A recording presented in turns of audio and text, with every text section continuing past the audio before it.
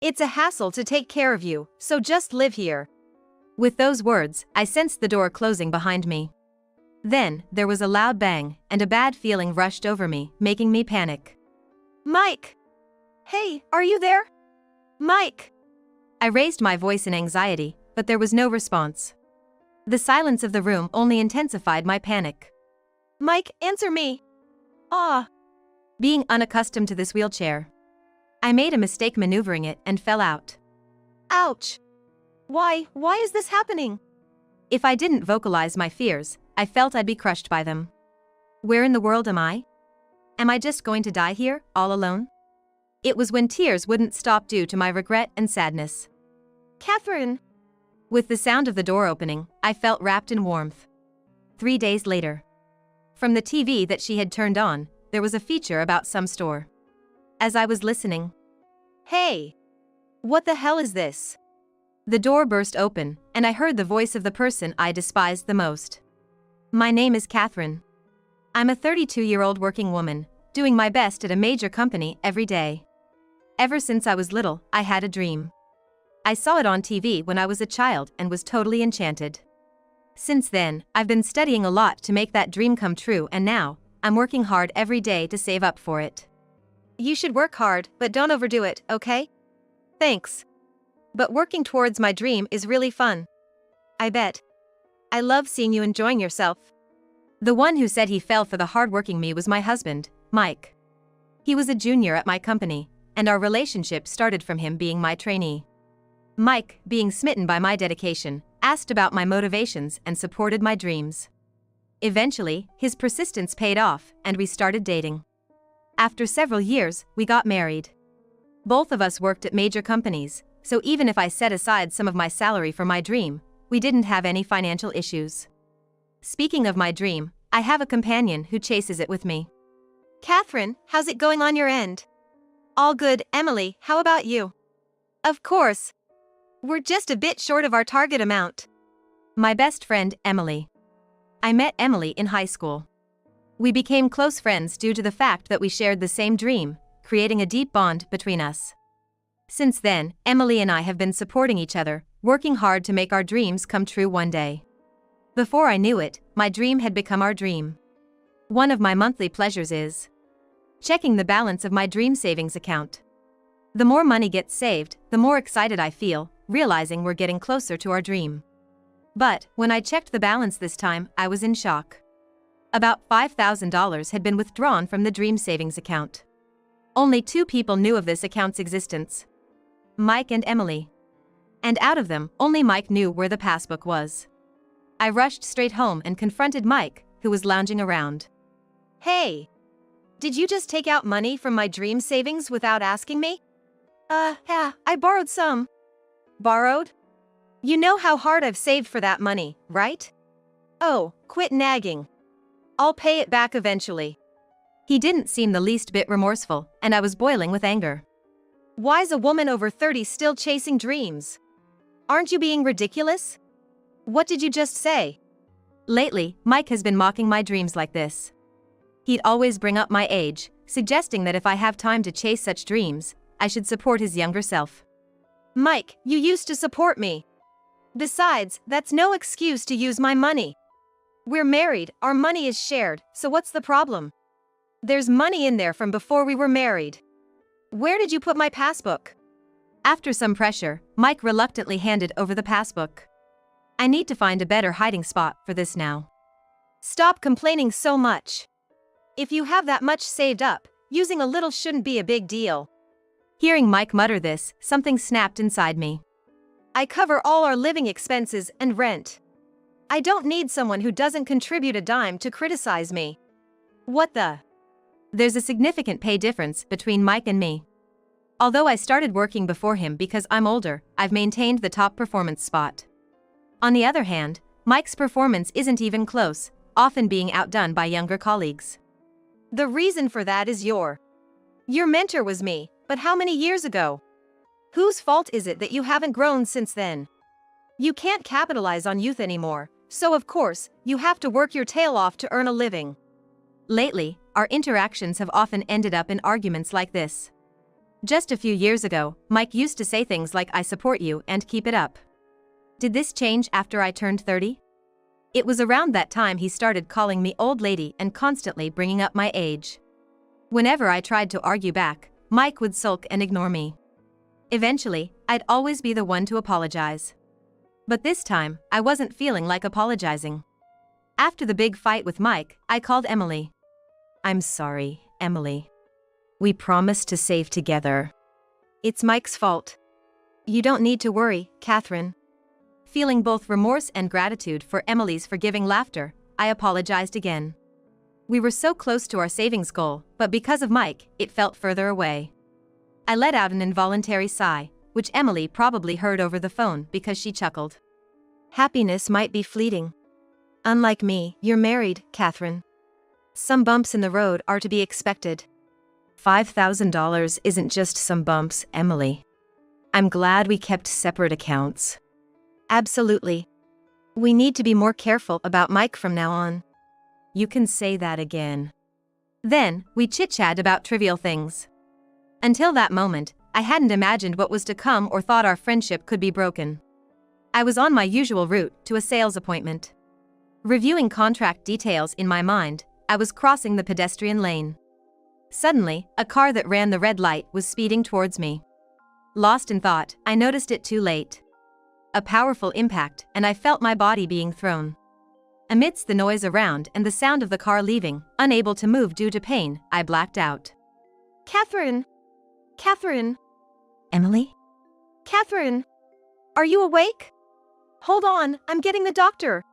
Touched by the almost tearful voice of Emily, my consciousness began to return. I tried to open my eyes, but it was pitch black. All I could sense was Emily's frantic movements nearby. Not knowing what had happened, and not being able to move my legs, anxiety filled me. Then, a doctor, summoned by Emily, started explaining. "It might be shocking, but please remain calm. Catherine, your eyes were damaged in the accident." To cut it short, the accident left me blind, and I'd lost the use of my lower body. From now on, I'd live my life without seeing and confined to a wheelchair. Why did this happen to me? I was so close. I was plunged into deep despair. How could I chase the dream we were so close to achieving? Throughout my grief, Emily was always there beside me. "Catherine, I won't give up. I'll work hard for both of us. I'll achieve our dream and present it to you. So don't give up." Honestly, I thought of giving up on everything. But with Emily's continuous encouragement, I found the strength to rethink things. And then, "Catherine!" Upon hearing I'd regained consciousness, Mike rushed to my side. During my hospital stay, he remained by my side, comforting me, helping distract me from my woes. I felt nothing but gratitude to both of them. However, that was only at first. Emily stopped visiting. Now, being in my current state, I couldn't even contact Emily. What further devastated me was Mike's attitude. At first, he'd engage and chat. But slowly, he'd speak less and visit less. When he'd come to the room, all I'd hear was the tapping on his phone. "Hey, Mike? How's work been lately? Why would that matter to you?" His responses were cold. His attitude deeply hurt me, but what hurt more was Emily's absence. In reality, as a foolproof place Mike couldn't access, I had entrusted Emily with the passbook for our dream savings account. It's a dreadful thought, but had she stopped coming because she'd gotten hold of that passbook? Maybe Mike never really cared about me? With these thoughts, I grew more despondent. Alone in the hospital room, my days were filled with tears. After some time, I was discharged and went home. Frankly, I was filled with anxiety. "It's okay. I'm here for you." Reassured by Mike's sudden gentleness, I chose to be discharged. Afterward, I got into his car. The distance between my home and the hospital was just a short drive away, barely 10 minutes. But this drive was clearly taking longer. "Mike? Where are we headed?" "There's a place I want to stop by." "But I wanted to head straight home, and I felt apprehensive about traveling without my sight. Sensing my reluctance, Mike spoke in a soft tone. "There's a place that'll help take your mind off things, even if you can't see. It's related to your dream, you know?" My dream. The first person who came to mind upon hearing that was Emily. She had promised to achieve it on my behalf. She said she'd make my dream come true and present it to me. I hate to tell you this, Catherine, but Emily betrayed you. What? Emily did? What do you mean? Mike's words had me shaken. And I couldn't help but reply with a trembling voice. In truth, after Emily got hold of your passbook, she disappeared. I've been searching for her ever since. I apologize for taking my frustration out on you in the hospital. According to Mike, his aloof behavior was because he had been looking for Emily. The constant tapping on his phone was him contacting everyone he knew, trying to gather eyewitness accounts. At that moment, I couldn't fathom the betrayal and my thoughts came to a standstill. Normally, I would have picked up on any inconsistencies. But I finally found her. Let's confront her together. All right. And I found myself agreeing. The car ride continued for what felt like hours. How far had we traveled? My anxiety peaked when Mike finally announced. We're here. The car stopped. With Mike's help, I got out of the car, and I felt being wheeled into a building. Mike, where are we? I don't sense anyone else here. Obviously, because this is an abandoned house. What? I sensed Mike moving away. Panicking, I tried to locate him but to no avail. Suddenly, fear overtook me. Mike! Where are you? Behind me, I heard Mike laughing. You're a hassle. Just live here. With that, I felt a door being shut behind me, followed by the distinct sound of a lock. A dreadful feeling overcame me, and I began to panic. Mike! Are you there? Mike! My calls were met with silence. In the deafening quiet, my panic escalated. Mike, please! Ah! Unable to navigate with my unfamiliar wheelchair, I tumbled over. I accidentally mishandled the wheelchair and tumbled out of it. It hurts. Why? I felt that if I didn't speak, my fear would overcome me. Where was I? Would I die alone, abandoned? As despair threatened to drown me and tears flowed freely, a familiar voice broke the silence. Catherine! The door opened, and I felt wrapped in warmth.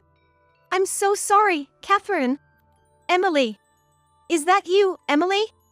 The arms that held me trembled, and I felt dampness on my right shoulder. Was Emily crying while holding me? But why? What on earth is going on? Everything's going to be okay now. Emily's reassuring voice drowned out my confusion and questions. And just like that, I found myself under Emily's protection. 3 days later. From the TV Emily had set up for me, a feature on a particular shop was airing. As I listened closely.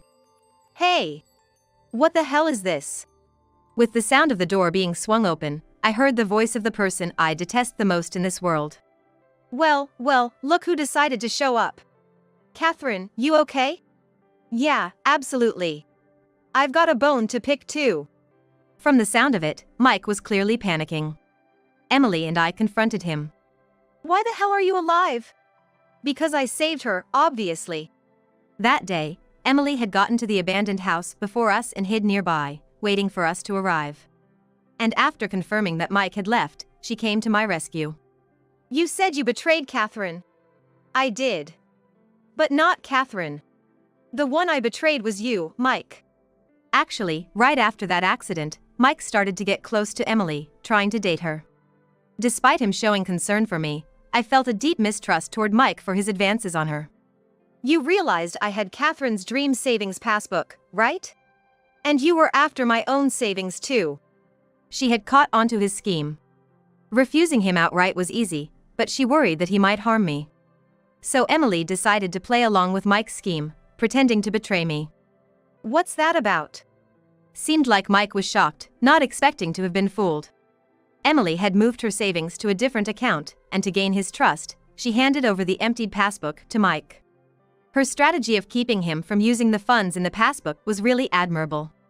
While Mike was off guard, she went ahead and bought the abandoned house he had left me in. If you leave her in that abandoned house, she'll never be found. That way, everyone will think she just disappeared because she couldn't handle the situation. She had instigated Mike with that idea. As a result, Mike, without any suspicions, left me in the abandoned house, and I was safely retrieved by Emily. You were so gullible, Mike. Thanks to you, we could achieve our dream of opening our vintage cafe. Yes, our dream was to run a vintage cafe. Emily had renovated the bought abandoned house, and it had its grand opening just yesterday. And until a while ago, they were doing a live TV broadcast of it. What had been playing on TV was from that time. Mike probably saw the broadcast in real time and rushed over. That can't be, I can't have been deceived. Excuse me. As Mike was in a state of shock, there was the sound of a group entering the cafe. Emily whispered to me that it was the police. Apparently, she had called them. We need to discuss the matter of Miss Catherine. I didn't. Here, this is the evidence. Please take it. Thank you for your cooperation. After that, I heard Mike being taken away by the police, shouting loudly.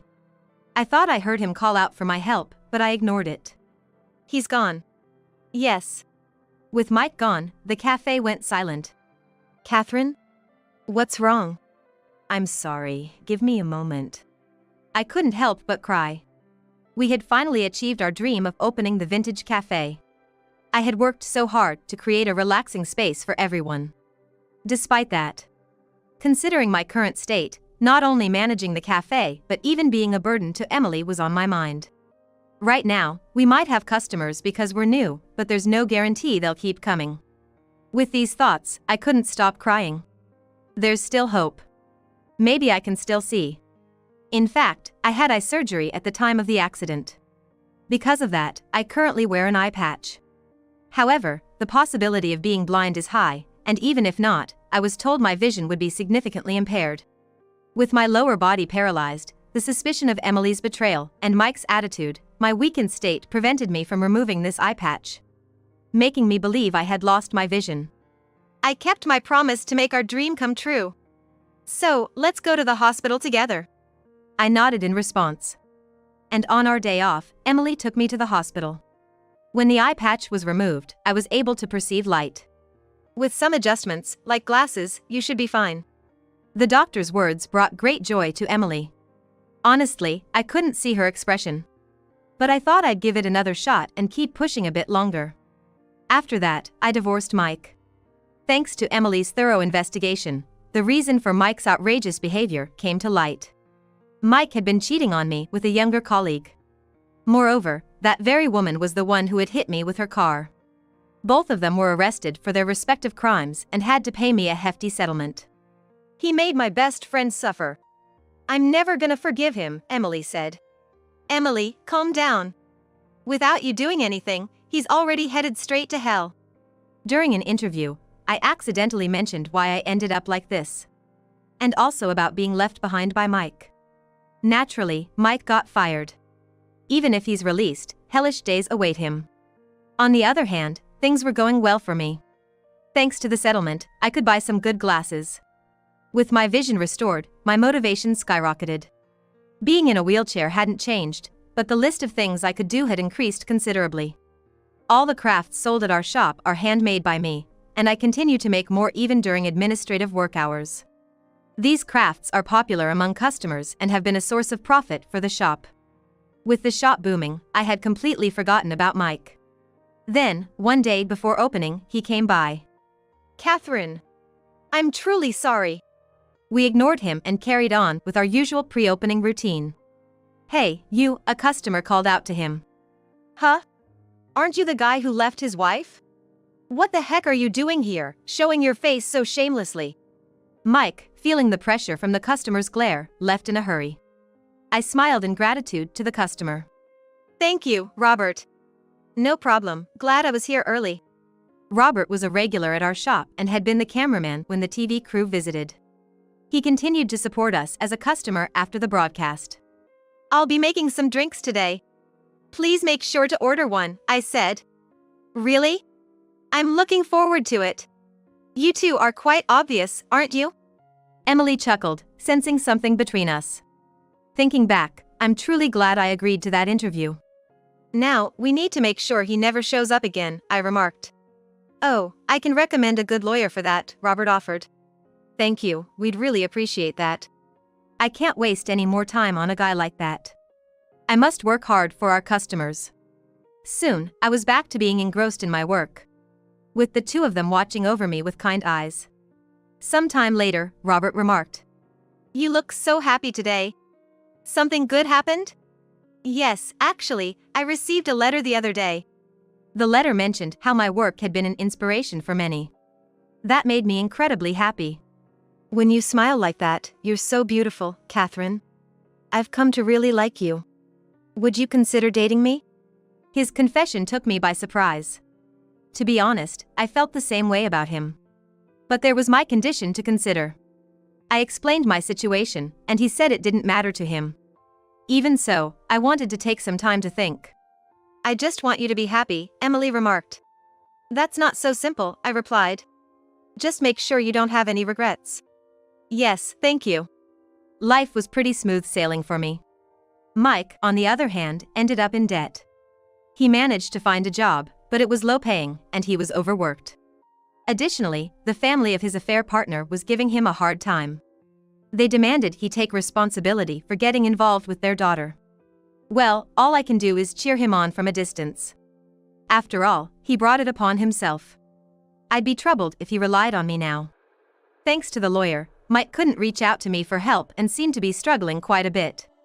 He brought it on himself, Emily murmured as she looked over some information a private investigator had found. I agreed with her sentiment. Later on, I remarried Robert. He accepted everything about me, and I chose to respond to his feelings. While Emily celebrated our union, she too had someone special in her life. She mentioned a man who helped with the renovations of the old house into a cafe. Apparently, they had mutual feelings for each other for some time but were hesitant because of their age difference. Learning about our relationship encouraged her to pursue her own happiness. It's all thanks to you, Catherine, Emily said. And I owe all my happiness to you, Emily. If I had been alone, I would have given up on life a long time ago. I'm truly grateful for having Emily by my side. Will you continue to stand by me from now on? I asked her. Of course. I finally feel like I've repaid the favor. Confused by her words, I tilted my head. You saved me during our school days, Emily explained. Huh? Apparently, Emily had felt isolated in middle school. When we met in high school, I'd been kind to her, and that changed everything. Because I believed in her dreams and supported her, she felt motivated to keep going. Hearing this, I felt tears form in my eyes. I decided that we should continue to cherish the bond between us.